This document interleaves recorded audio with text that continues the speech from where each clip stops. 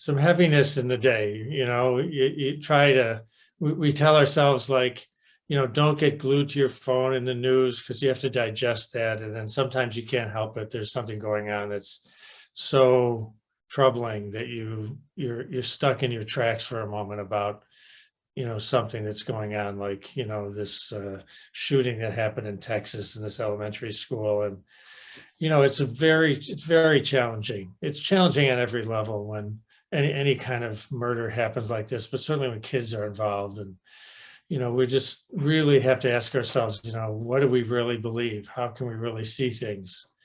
And it's, so difficult, because your heart just goes out to these families and the community and everybody and all of us, really. Look at it. It's a wave that it reaches everybody, and everybody's affected somehow. And then we have to decide, how, and how can we manage this?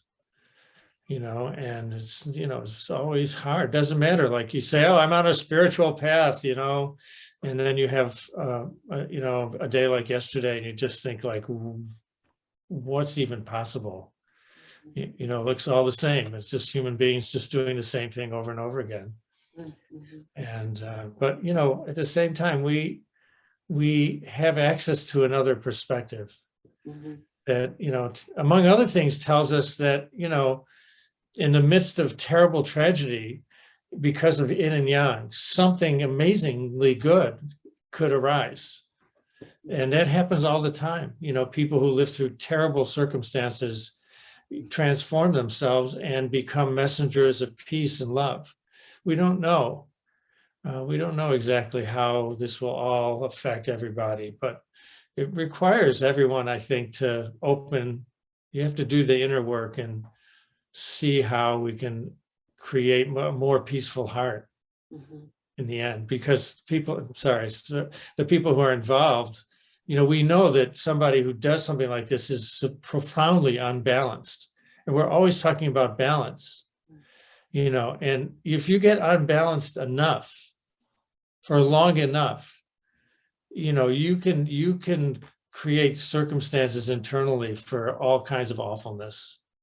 And we might call that illness, or it could be, really dangerous behavior, externalized, acting out behavior.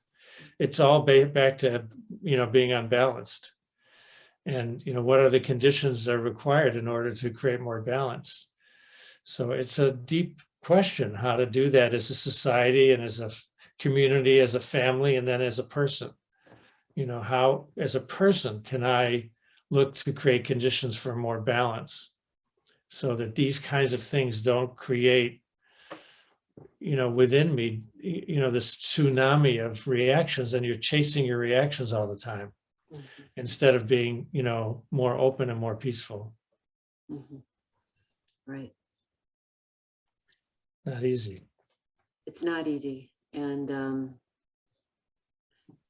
it's also another kind of opportunity when we are ready to go back to that level of individual responses. What's my response to this in the moment? My feeling of how am I connecting to these big events around me? What am I seeing in these events around me?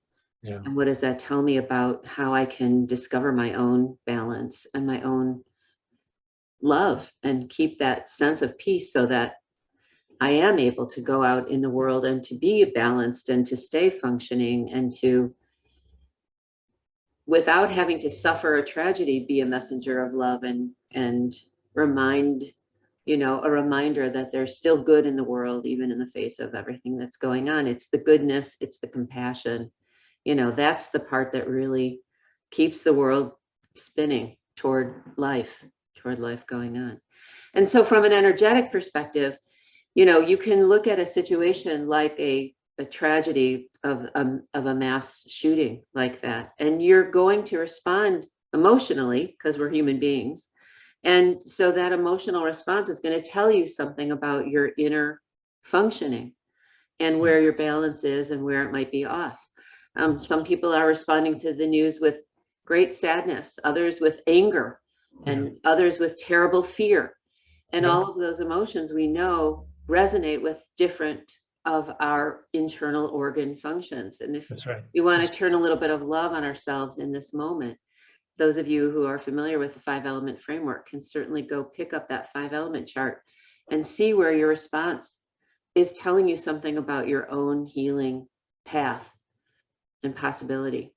And that's one way just to start to get your feet back under you, because attaching to the pain of that experience certainly is going to just further imbalance, myself, my own life. If I walk around feeling sad all day today, or okay, I can certainly allow it. I'm not trying to push it away, but I don't want to get stuck there, because then I'm not doing much good for anybody. Yeah, for sure. That's all true. If we have access to those kinds of a framework like that, to look at things differently like that, it can help us, recognize that we're getting caught up in something, and we can kind of return to our center. I'm going to teach the Spirit Gate breathing again next week. Right. And Spirit Gate breathing is like a really excellent practice for moments like this. Mm-hmm. Where you're, feeling that you're getting tossed about, and, your emotions are starting to run wild. And, you can do this easy breathing practice and discover a connection to something, much deeper, that can ground you again, center you again, and help you be more balanced. And then your emotions will move towards being calmer, and you have a chance to discover, connect to yourself, and then through that connect to what's deep and true in the world. And so you're not stuck seeing on only a sort of limited level, which we all struggle with, because we all we all see, and sometimes we see things that are really troubling. Right. That's really good. There is a registration link on our Budding Spring Healing Facebook page. You can also find it in Eventbrite now. It is there. Yeah, Spirit Gate breathing. And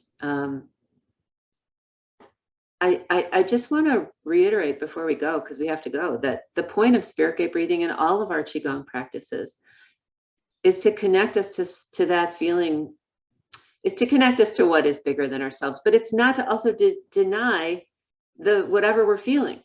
It's not to suppress what we're feeling. It's not to deny what we're feeling. It's just, as you have said, Larry, to build up that energy scaffolding that can hold us and hug us and care for us as we move through difficulties and joys and all of it. The more energy we have, the more we'll be able to see the full circle, the full picture of everything happening at once.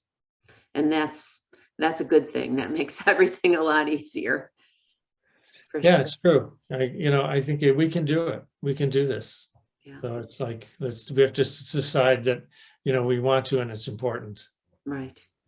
So Spirit Gate breathing, May 31st. And we have other classes coming up too. They'll all be posted on our page. If what you want is more energy to help take you through all of these things, I know I do. Exactly. Good. All right, Larry. Thank you. That was beautiful and comforting. Love you. Talk to you soon. Take care. Bye, everybody. Bye, everybody.